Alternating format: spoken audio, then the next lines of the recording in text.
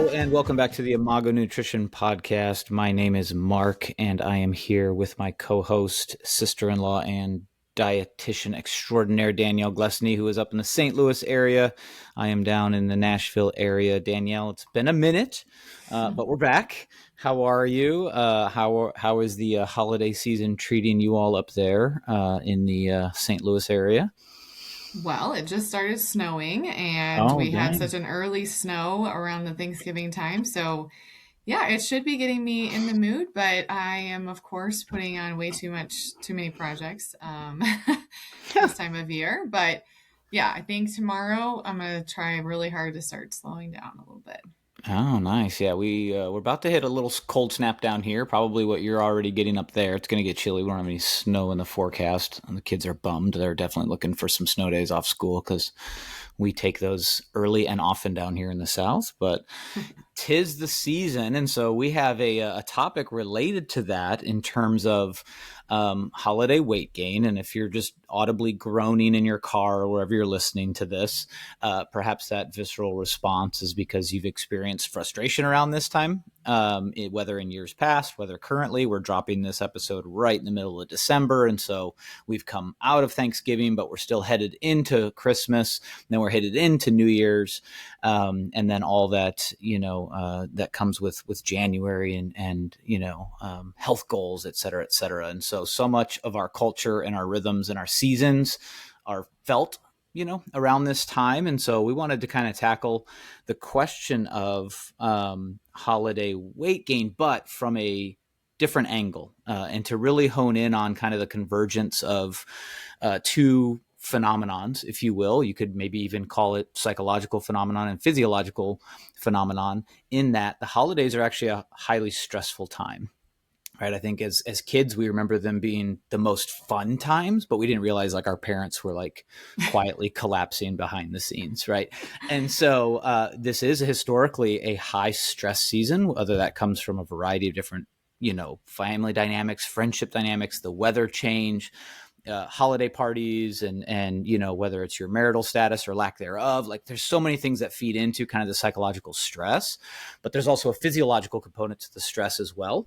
And so we want to kind of hit it this more from the stress angle, not just typical me ranting about like just control your food and that sort of stuff, but to take a look at this this component of stress, because it's I think obviously it's very timely right now with the time, but it's also very insightful. And hopefully we really want to encourage you and equip you with some tools, some understanding, some takeaways that you can deploy now. It's not like, okay, I'm listening to this, episode and I'll try this next, holiday season. No.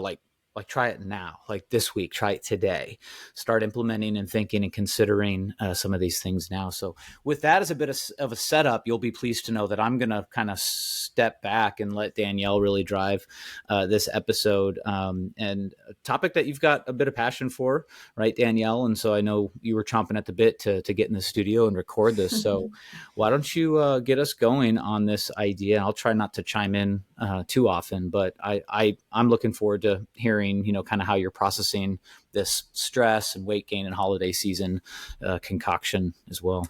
Yeah. So I first thought it would be important to just kind of dive into briefly what stress hormones do. So first, just a few of them: cortisol, epinephrine, and norepinephrine. Mm-hmm. And what they do in general is they're causing, in the short term, a flight or fight response. And we all are kind of familiar with that. But it increases your heart rate, it increases your blood pressure, and your energy use. Okay, so it enhances or increases the sugar your brain uses, which you think, oh, that's going to help you think better, but it actually causes racing thoughts and difficulty concentrating. Um, Raises blood sugar. Cortisol raises blood sugar, which does not mean it causes weight gain, because that sugar is energy, and your insulin brings that sugar out of your blood into your cells to be used, unless you have insulin resistance or diabetes. Cortisol also alters the immune function, to prioritize the survival mode that you're in. And that is kind of why, if you're letting the stress go on and on, your immune system is going to be, at fault for that. So, like, you're going to have an increased risk of getting sick. Um, with epinephrine, that one is specifically raising your heart rate, your blood pressure, and energy supply to your muscles so you can run or fight. And then the norepinephrine works with the epinephrine to increase alertness. So I am currently experiencing this flight or fight response. I've been super alert for probably 2 weeks with all these projects that I have. And my body naturally wakes up at 5 o'clock, ready to go. I'm not struggling at all with being sleepy during the day because my brain is racing. But what's important is I don't stay here. Short term stress is not going to cause the body permanent damage like long term stress can. So, long term stress can lead to health consequences. And specifically with the topic that we're on, long term stress, again, the key word is long term, can disrupt your metabolism. It can increase your appetite for high calorie foods, but we, of course, need to know what we're going to do with that appetite. And what is the interesting in the research is sometimes they say appetite and sometimes they say cravings. So one is different from the other. So, what is your actual hunger? It doesn't mean your actual hunger increases with long term stress, but your appetite hormones can give you that impression.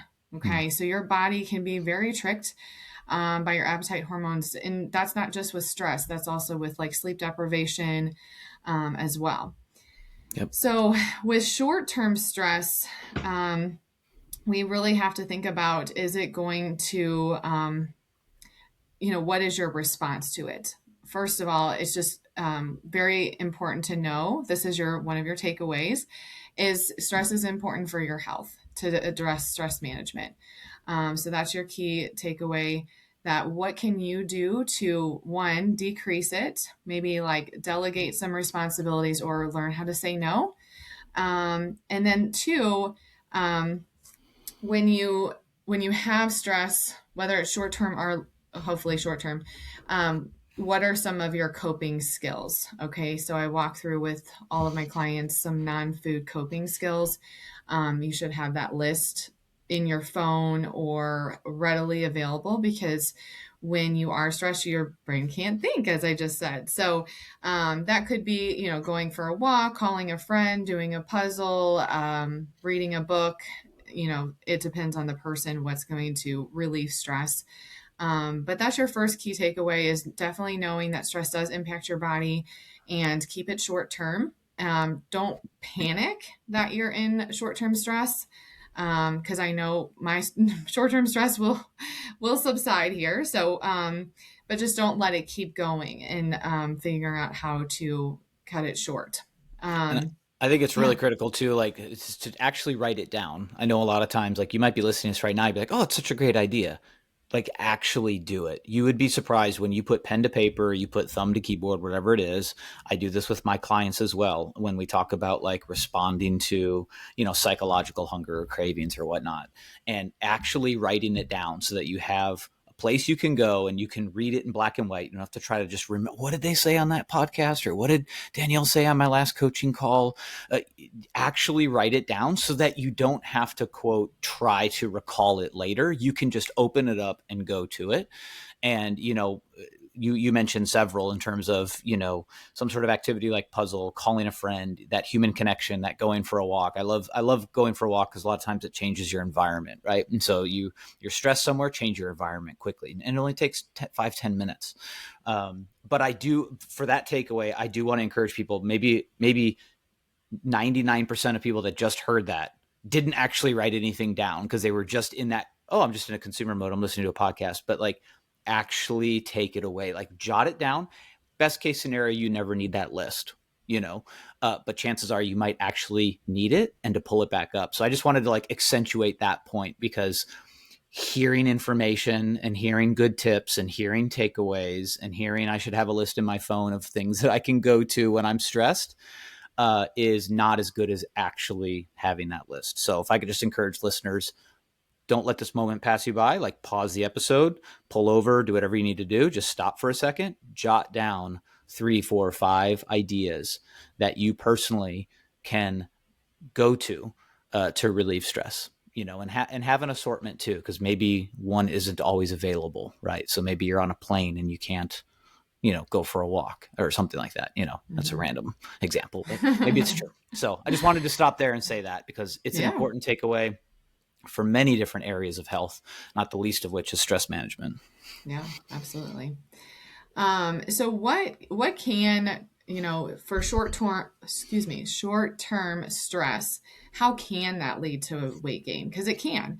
It can lead to weight gain if we have a poor diet, if we go into our cravings, so we don't use our coping skill list, or decrease activity. So that there's also mindless eating in there. So it's kind of all lumped together with the poor diet. So short-term stress can lead to weight gain if there's mindless eating, poor diet, decreased activity level. Is there any others that you would add to that? No, I think it's just very important. And I know people might roll their eyes because it's a favorite topic of mine, but it does come down to energy balance. So here's the good news, is that cortisol, epinephrine, norepinephrine, they can't spontaneously create adipose tissue, fat, right? That would bend the law of thermodynamics. They can't just create energy, or the law of conservation of energy. That's the good news. And by the way, cortisol is a massive buzzword right now. It's being thrown around online by people that are nowhere near endocrinologists, right? That are saying, oh, you just need to manage your cortisol. You need to balance it. By the way, all hormones are fluid. They have ranges. They go up, they go down, they fluctuate. And there's a big argument whether, hormones are downstream from food and your body composition, or they're upstream from food and body composition. We won't get into that now. But just know, here's the good news. If your cortisol spikes, it doesn't mean that your body just starts producing fat. It can't do that. If your epinephrine spikes, it doesn't mean that your body just starts creating fat because you're stressed. What it does is it starts to have a physiological impact on things like hunger signaling and energy expenditure and fatigue, et cetera, et cetera.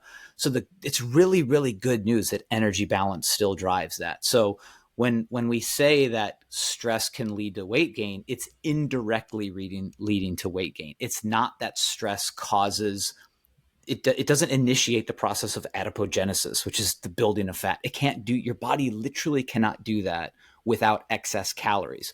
What it does do is it starts to alter things that cause us to consume excess calories, or to move less so that the calories we're already taking are in excess, right? And I know this is a crude example, but there's perhaps no one under more stress than a prisoner of war, right? And yet they all get really, really skinny. Why is that?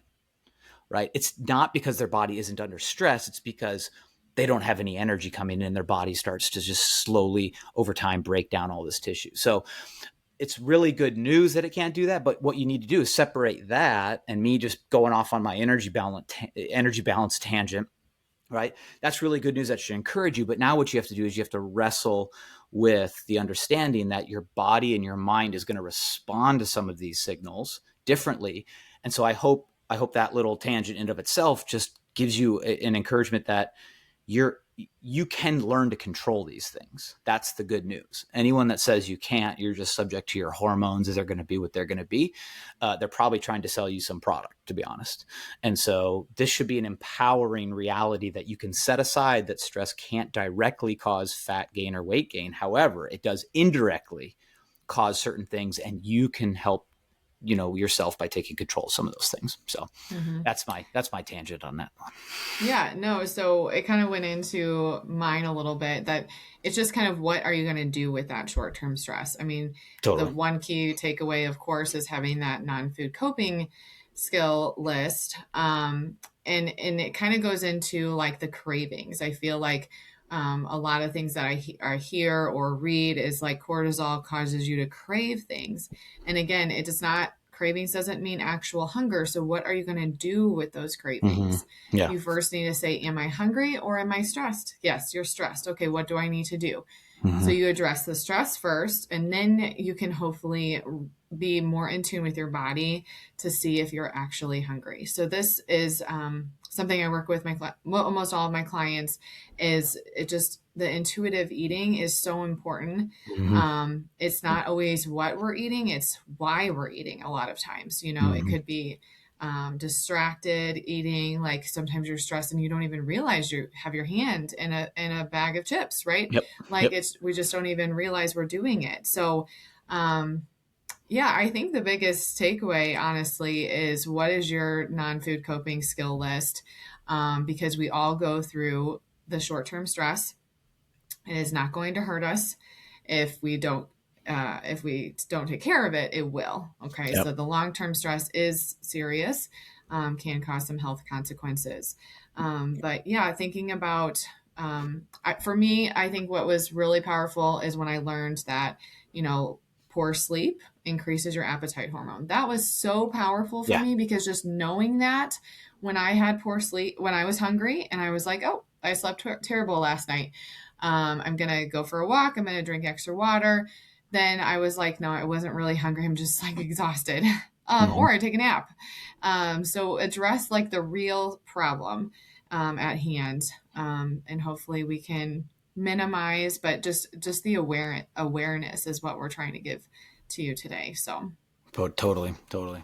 Yeah. I mean, and I've seen this over and over in the research too, and there's confusion about why poor sleep causes, quote unquote, again, indirectly causes weight gain. People think it has to do with, oh, you have poor sleep, your metabolism tanks, now your body just starts creating, fat. No, no, no. It's how people respond to that. So people, they've quite literally controlled trialed this, where they have two groups and they give them different amounts of sleep. They are, testing and checking on their hunger signaling, their snacking, and those that are underslept or lack quality sleep experience increased cravings. And I think most of the studies I've read have actually used that word.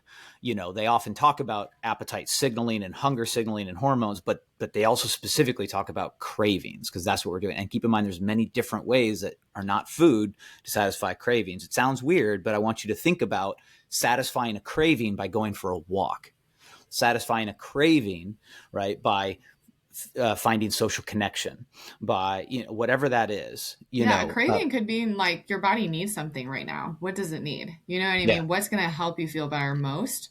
Like the food is unfortunately such a temporary fix, right? You feel good Hmm. for like a very short time and Yeah. then you're like, and oh, now what can I do? and So, if you plowed through half a bag of Doritos, then you actually come out of that feeling worse. And then there's, often more guilt and stress. shame and more stress. And that starts to compound. And you're like, well, forget it. It's mid-December. I'll figure this out come January, but that'll only last 3 or 4 weeks. Then you head back into your routine and then you do another 11 months of your old habits. And then comes January, right? So it just starts to create this ongoing chronic, and that's really what we're talking about. Is the difference between chronic and acute stress, Hmm. in fact, in a fitness sense, you could, we've seen in the research that, putting your body in acute stress Hmm. actually helps you negate chronic stress. For instance, lifting weights is acute stress that you put on your body. It jacks up your cortisol, it jacks up your inflammation, it jacks up epinephrine. It jacks up, several, the cortisol, inflammation, blood pressure, all that sort of stuff, right? It's short-term stress, but then we've seen physiologically it actually decreases chronic stress.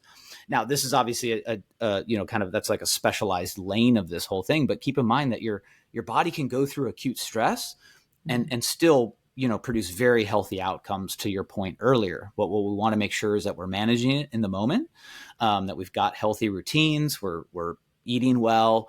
We do recommend lifting weights, you're doing some cardiovascular training, you're getting great sleep, which, by the way, all those things are stress management. So you're managing your stress as well. But food, weights, cardio, social connection, all that sort of stuff is actual stress management, right? So those are the building blocks of stress management. But those acute stages, right, whether it's a gym session or a short term week or two, right?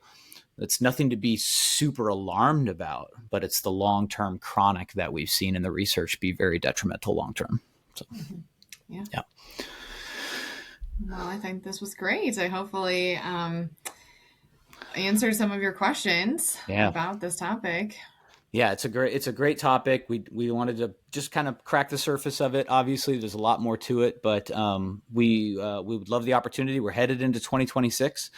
We know it's a stressful time right now. We would love to help if this has resonated with you in any way, shape, or form. Whether it's immediately, because we're not people that are like, just wait till January. However, if you end up waiting till January, but you want 2026 to be very different than 2025 and 24 and 23 and 22 and 21, year after year after year after year, we would love to help, because a lot of times one of the ways that you can accelerate and accentuate your long-term success is by having a coach along your side and someone there with you to help navigate some of these issues on a weekly, bi-weekly, monthly basis with you. And so just know that we offer coaching services in the realms of obviously nutrition. We have fitness, guidance within some of that. We've got stress management guidance. We've got sleep guidance. We cover all these major blocks of some of these issues in our coaching programs. And so whether it's Danielle, whether it's myself, we are, currently accepting applications for 2026 coaching. So whether it's for you, whether it's for you and your spouse, whether it's for you and your whole family, just know that we would love to be a resource. And so if you want to learn more, you can head over to our website. It's Imago Nutrition, IMAGO Nutrition.com. Just head over there. You can read through some of our pages. It's not a crazy website, not a ton of stuff to sift through, or hopefully it's not at all confusing, but head over there. And let us know. Please let us know if we can help, whether right now as you're hearing this, podcast, or once you come through the holidays and it's January and you're staring down, another year trying to manage these things. So with that said, would love for you to subscribe to the podcast, drop us a review, let us know how we're doing, and share it with a friend. We'd love to help as many people as possible. That's why we do this for free. You can follow us on social media at Imago Nutrition. That is IMAGO Nutrition across all major social media platforms. And as always, I'd like to thank Happy Pill for our theme song, Think About Food. See you soon.